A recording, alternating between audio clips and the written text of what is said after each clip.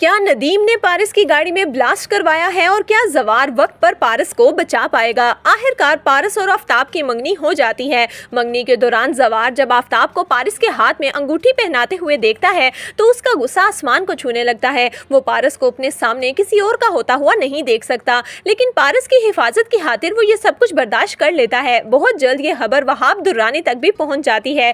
जैसे ही वहाब को पारस की मंगनी का पता चलता है तो वो फौरन नदीम को कॉल करता है और कहता है कि तुमने तो कहा था कि तुम्हारा बेटा किसी और लड़की में इन्वॉल्व है, लेकिन उसने तो पारस से मंगनी कर ली। तुम जानते भी हो कि पारस से मैं शादी करना चाहता हूँ और वो मेरी मोहब्बत है, तो तुमने ये सोच भी कैसे लिया कि मैं पारस को तुम्हारे बेटे की बीवी बनने दूंगा? मैं तुम्हारी नस्लें तबाह कर दूंगा। नदीम, जो कि अब ये सोच रहा है कि अगर पारस ही रास्ते से हट जाए तो ना ही उसके बेटे आफ्ताब को कोई नुकसान पहुंचा सकेगा और ना ही वहाब दुर्रानी मुझसे कोई बदला ले सकेगा, इसीलिए वो पारस को मुकम्मल तौर पर खत्म करने का बंदोबस्त करता है। नदीम पारस की कार में बम फिट करवा कर खुद मौके से गायब हो जाता है।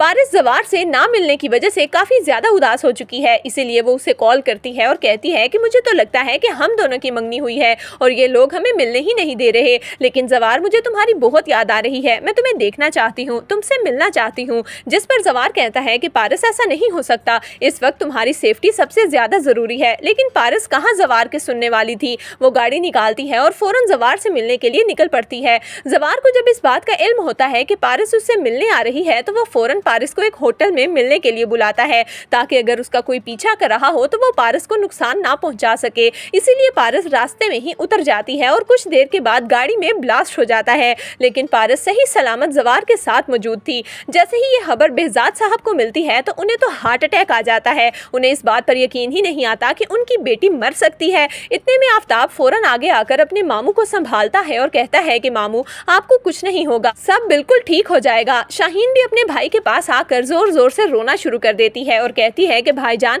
आपको कुछ नहीं होगा, पारस बिल्कुल ठीक होगी। लेकिन नदीम इस सारे मामले में सबसे ज्यादा खुश दिखाई देता है कि आखिरकार ना पारस रहेगी और ना ही आफ्ताब दुर्रानी उसे ब्लैकमेल कर सकेगा। सब लोग बेहजाद को लेकर हॉस्पिटल पहुंचेंगे, जहां डॉक्टर्स उन्हें इमरजेंसी में ले जाएंगे। कुछ देर के बाद जब बेहजाद को होश आएगा तो सबसे पहला सवाल वो यही करेगा कि पारस कहाँ है, और इत्तेफाक से जवार पारस को लेकर घर पहुंच जाएगा। और जैसे ही पारस को इस बात का पता चलेगा कि उसका बाप हॉस्पिटल में है तो वो परेशानी के आलम में हॉस्पिटल जा पहुंचेगी। बेहजाद तो पारस को देखकर बहुत ज्यादा खुश हो जाएगा, लेकिन नदीम के पैरों के नीचे से तो जमीन ही निकल जाएगी। नदीम ने अपने लिए खुद गड़ा खोद लिया है। पहले तो शायद बेहजाद उसे माफ कर देता, लेकिन अब जब उसने पारस पर हमला करवाने की कोशिश की है तो अब बेहजाद उसे नहीं छोड़ेगा। तो दोस्तों, आपके ख्याल में क्या ये हमला नदीम ने करवाया है या फिर वहाब दुर्रानी ने? आपकी इस बारे में क्या राय है, हमें कमेंट्स में जरूर दीजिएगा।